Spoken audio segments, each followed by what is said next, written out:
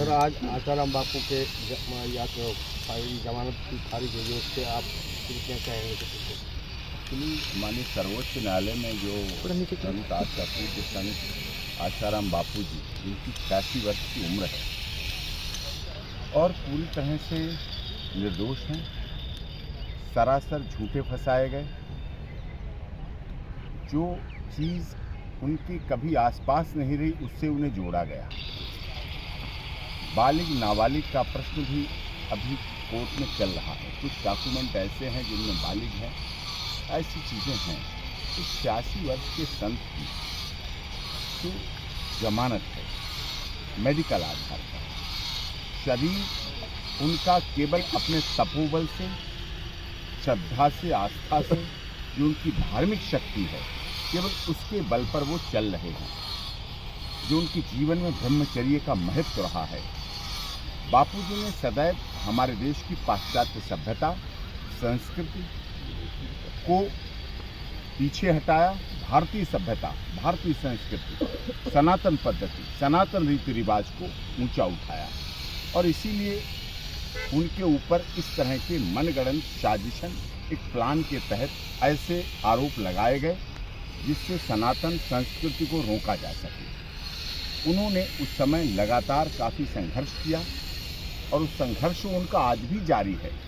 चाहे उनकी पवित्र जो पुस्तिका है वो वितरण हो, चाहे औषधि वितरण हो, और सदैव उन्होंने अंग्रेजी दवाएं की विरोध किया।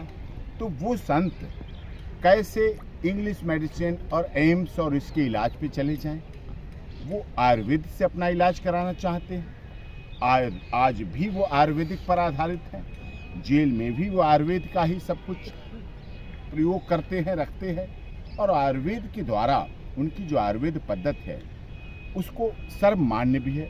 और ऑनरेबल जोधपुर हाईकोर्ट ने सबके सामने कहा था कि संत आसाराम बापू से, मतलब बापू जी से बड़ा आयुर्वेद का जानकार कौन है, ये ऑनरेबल कोर्ट की बात थी। तो उसके बारे में ये सब कुछ होते हुए ऐसे समय में, जबकि आज देश में सनातन पद्धति पूरी तरह से आज स्वतंत्रता मिल रही है, वो बाध्यताएं खत्म हो रही हैं, तो हम चाहते हैं, सभी चाहते हैं, इनके साधक चाहते हैं, देश और दुनिया में साधक कानूनी पद्धति से, लीगल पद्धति से आधार पर संत पूज्य संत आसाराम बापू जी, जो कि इतने वर्ष से जेल में हैं, एक दिन भी नहीं निकले, एक घंटे के लिए नहीं निकले, जबकि पैरोल, इंटरिम बेल, इलाज के लिए बड़े बड़े जघन्य केसों में, बड़े बड़े जघन्य आरोपों में, चाहे आतंकवादियों के हों, चाहे देशद्रोहियों के, जो देश के लिए गलत हैं, जो राष्ट्रीय सुरक्षा के लिए खतरा हैं, जो बड़े बड़े भ्रष्टाचार के स्कैम करके लोगों को बर्बाद कर चुके हैं, ऐसे लोगों को भी माननीय अदालत के द्वारा समय समय पर इंटरिम बेल, पैरोल, और जो हमारे साधन हैं, जो हमारे भारत के संविधान डॉक्टर भीमराव अंबेडकर जी संविधान निर्माता के सभा अध्यक्ष रहे, जिन्होंने हमें उपलब्ध कराए, और आज यहाँ सुप्रीम कोर्ट में आप देखते हैं हमारे संविधान का रक्षक भी है माननीय सर्वोच्च न्यायालय, हमारे मूल अधिकारों का रक्षक भी है माननीय सर्वोच्च न्यायालय, हमारे जो सामाजिकता है उन सबका रक्षक है हमारा माननीय सर्वोच्च न्यायालय। तो हम लोग ऐसी आशा करते हैं कि आने वाले समय में परम पूज्य संत श्री आसाराम बापू जी की रिहाई हो, उनकी बेल हो, संवैधानिक तरीके से हो, कानूनी तरीके से हो। 86 वर्ष के उम्र के पड़ाव में हम आप सब सामाजिक व्यक्ति हैं, जानते हैं घरों में, परिवारों में भी बुजुर्गों की क्या स्थिति हो जाती है, क्या हालात हो जाती है, और वो तो 11 वर्ष से भी अधिक जेल में है, जोधपुर जेल में। मैं उनसे वहाँ कई बार मिला, मुलाकात तो नहीं उनसे मुलाकात की, तो वो केवल अपने धार्मिक विश्वास पर ही हैं, अडिग हैं, और आज भी वो हैं जिस तरह से। लेकिन शरीर तो शरीर है, उस शरीर की, ये तो हम लोग हैं, उस शरीर की इलाज होना चाहिए, आयुर्वेदिक पद्धति से इलाज होना चाहिए, उन्हें कंसल्ट कराया जाए, वैद्यों से कंसल्ट कराया जाए, वो वैद्यों से कंसल्ट करें, वो जानकारी हो, उसके बाद उनका इलाज हो।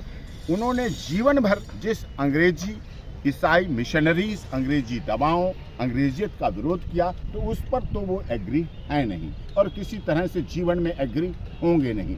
उन्हें सीधी सीधी आयुर्वेदिक दवा, आयुर्वेदिक इलाज, आयुर्वेदिक अस्पताल, चाहे वो हमारी भारत सरकार के आयुर्वेदिक अस्पताल हों, हमारा आयुर्वेद मंत्रालय है, हमारी भारत सरकार है, हमारी उसमें से आयुर्वेद के द्वारा अस्पतालों से सरकारी आयुर्वेद के अस्पताल हों, प्राइवेट आयुर्वेद के अस्पताल हों, उनके चिकित्सक हैं, उनके वैद्य हैं, उनके द्वारा कंसल्ट होकर इलाज हो, ऐसा हम चाहते हैं। और यहाँ माननीय सर्वोच्च न्यायालय ने कहा है कि जोधपुर हाई कोर्ट जाइए तो वहाँ भी जाया जाएगा।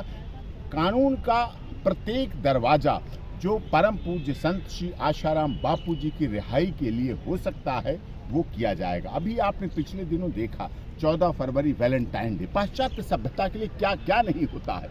जिस तरह से हमारी बहन बेटियों का यौन शोषण होता है 14 फरवरी को वैलेंटाइन डे के नाम पर, और फरवरी के बाद मार्च, अप्रैल और मई तक उन बहन बेटियों के हालात गाइनो डॉक्टर, लेडी डॉक्टर से पूछिएगा। आप लोग वरिष्ठ पत्रकार हैं, उनके क्या हालात हो जाते हैं, हमारी बहन बेटियों के क्या क्या हालात हो जाते हैं। उसी के उल्टे परम पूज्य संत श्री आशाराम बापू जी ने 14 फरवरी को वैलेंटाइन डे के बजाय माता पिता पूजन दिवस मनाया कि जो बच्चे माता पिता की आज्ञा मानेंगे, पूजन करेंगे, बच्चे को पिता मिलेगा, माता मिलेंगे और एक दूसरे से मिलते जुलते रहेंगे, प्यार करेंगे, सम्मान करेंगे, आरती उतारेंगे, सब कुछ करेंगे, तो ऐसे संस्कार बढ़ाने, ऐसे संस्कार चलाने, ऐसे संस्कार आगे करने का काम परम पूज्य संत श्री आशाराम बापू जी ने लगातार वर्षों वर्ष से किया है। और यही उनकी लड़ाई है। वो चाहते हैं रक्षाबंधन, भैया दूज और हमारे 30 त्योहार मनाए जाएं, और पाश्चात्य सभ्यता कहती वैलेंटाइन डे, लव डे, किस day, hug day, propose day, hello day बनाया जाए।